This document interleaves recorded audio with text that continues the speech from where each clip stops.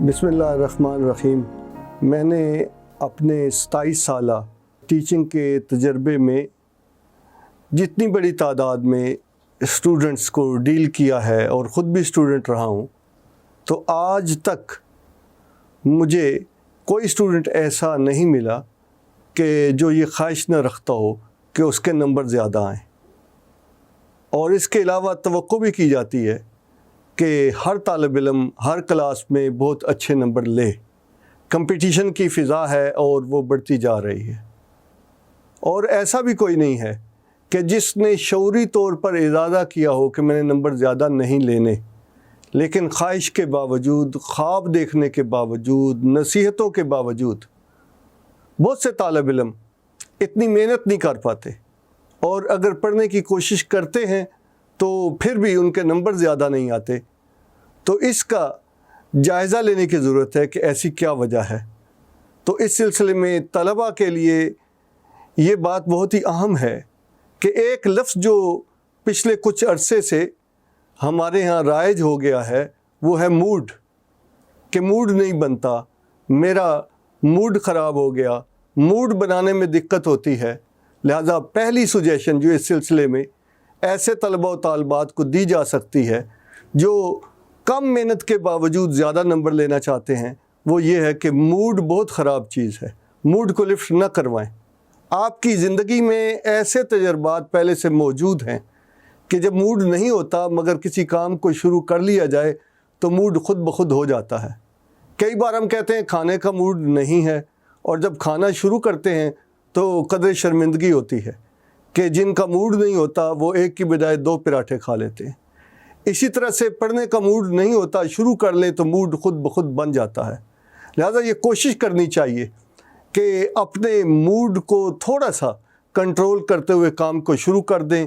کام شروع کرنے کے بعد خود بخود دلچسپی مینٹین ہو جاتی ہے۔ اسی سلسلے کی دوسری اہم بات طلباء و طالبات کے لیے زیادہ نمبر لینے ہوں، اچھا رزلٹ حاصل کرنا ہو، تو وہ یہ ہے کہ لگاتار نہ پڑھیں بلکہ وقفہ کریں، اور کتاب کو بند کر کے جو ایکسرسائز آپ نے حل کی ہے اس کو کلوز کر کے آپ ایک دفعہ جائزہ لیں، ذہن میں دہرائیں کہ آپ کا حاصل مطالعہ کیا ہے، اسے ریوائز کریں۔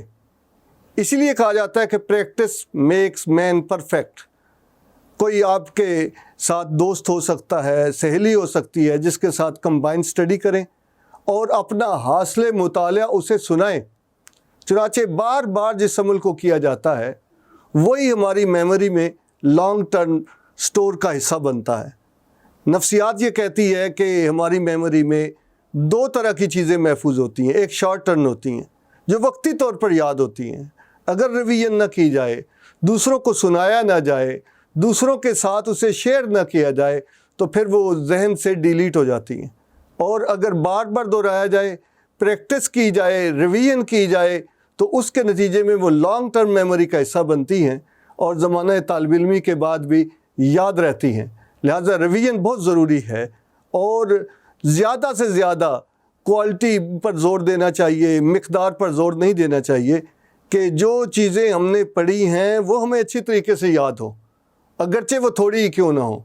ان 15 سوالوں سے اور ان کے جوابات سے وہ 5 سوالات بہتر ہیں کہ جن پر ریویژن کے ذریعے ہماری کمانڈ بہتر ہے، اور ہمیں جب کہا جائے تو ہم دیکھے بغیر، تیاری کیے بغیر بھی انہیں ایکسپریس کر سکتے ہوں، لکھ سکتے ہوں۔ طلباء و طالبات کا تیسرا بڑا مسئلہ جو آج کے سیشن میں ہم ڈسکس کریں گے وہ یہ ہے کہ وہ نمبر تو زیادہ لینا چاہتے ہیں، اور بعض اوقات محنت بھی کرتے ہیں، شیڈول بھی بناتے ہیں، بہت ہی لذیذ، پرکشش اور رنگین چیزیں چھوڑ دیتے ہیں، بعض اوقات دوستوں سے بھی قطع تعلقی کر لیتے ہیں، آئسولیٹ ہو جاتے ہیں۔ اس کے باوجود پڑھائی کی طرف ان کا فوکس، ان کی کنسنٹریشن اور توجہ اتنی نہیں ہو پاتی۔ اس کی ایک بڑی وجہ اوور تھنکنگ ہوتی ہے۔ اوور تھنکنگ کیا ہے؟ اس سے انگزائٹی جنم لیتی ہے، انجانے خدشات اور خوف کہ یہ نہ ہو جائے، وہ نہ ہو جائے، یا ایک سبجیکٹ پڑھتے ہوئے دوسرے کام یا دوسرے سبجیکٹ کے بارے میں سوچنے لگ جاتے ہیں۔ میتھمیٹکس کو حل کر رہے ہیں، ساتھ انگلش یا فزکس کی ٹینشن لینا شروع کر دیتے ہیں۔ لہٰذا کوشش کرنی چاہیے کہ جو ہمارے اختیار میں ہے، جو ہم کر رہے ہیں، لمحے موجود کے اندر ہم اپنے فوکس کو بڑھا لیں اور ادھر ادھر کے خیالات کو اپنے ذہن میں نہ آنے دیں۔ لاہور میں ایک مشہور صاحب علم گزرے ہیں، واصف علی واصف، ان کے بارے میں ایک بہت ہی دلچسپ روایت بیان کی جاتی ہے کہ ایک آدمی پریشان حال ان کے پاس آیا، انہوں نے پوچھا کہ تمہارے فکر کی اور تمہاری پریشانی کی وجہ کیا ہے؟ تو اس نے ملکی اور قومی حالات اور معاشرے میں جنم لینے والی مختلف برائیوں کا ذکر کیا اور کہا کہ حالات بہت ہی سنگین ہیں۔ تو واصف صاحب نے پوچھا کہ بھائی یہ حالات تم نے خراب کی ہیں؟ تو وہ کہنے لگا میں نے نہیں کیے۔ تو ان کا اچھا پھر کیا سوچا ہے، کیا تم ان حالات کو ٹھیک کر سکتے ہو؟ وہ کہنے لگا نہیں، میں ان کو ٹھیک نہیں کر سکتا۔ تو انہوں نے اس کے کاندھے پہ ہاتھ مارتے ہوئے کہا کہ چلو پھر چائے پیو، اللہ خیر کرے گا۔ لہٰذا بہت ساری ایسی چیزیں کہ جو ہمارے بس میں نہیں ہیں، ہمارا ان سے تعلق نہیں ہے، اوور تھنکنگ سے وہ ہمارے فوکس کو، کنسنٹریشن کو، یکسوئی کو متاثر کرتی ہیں۔ چنانچہ کھیل کے وقت طلبہ و طالبات کو پورا فوکس کھیل پہ کرنا چاہیے، پڑھائی کے وقت پڑھائی پہ کرنا چاہیے، اور جب آپ آؤٹنگ کے لیے گئے ہوں تو اپنے ذہن کو ریلیکس رکھیں، جو ہونا ہوتا ہے وہ ہو کر رہتا ہے۔ لہٰذا اوور تھنکنگ اور انگزائٹی سے بچیں۔ تو مجھے امید ہے کہ 3 باتوں کا ہم نے یہاں ذکر کیا ہے۔ ایک موڈ کا ذکر کیا ہے کہ جو انسان کو بعض اوقات کام کرنے کی راہ میں بہت بڑی رکاوٹ بن جاتا ہے۔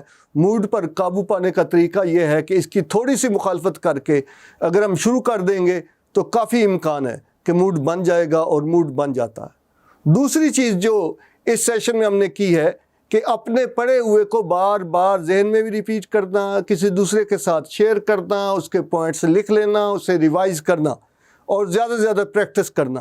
اس سے وہ مواد اور کانٹینٹ ہماری لانگ ٹرم میموری کا حصہ بن جاتا ہے۔ اور تیسری چیز یہ ہے کہ مقدار چاہے تھوڑی ہی کیوں نہ ہو، جو ہم نے حاصل کیا ہے اس پہ ریلیکس رہیں اور اپنی زندگی کے اندر اوور تھنکنگ، انجانے خدشات اور وہم سے بچیں۔ ان 3 چیزوں کو جو اسٹوڈنٹس اپنے پیش نظر رکھتے ہیں، ان کی کم محنت بھی نتیجہ خیز ہوتی ہے، اور وہ زندگی میں، اپنے کیریئر میں اپنا مقام اور اپنا نام پیدا کرتے ہیں۔ Thank you very much.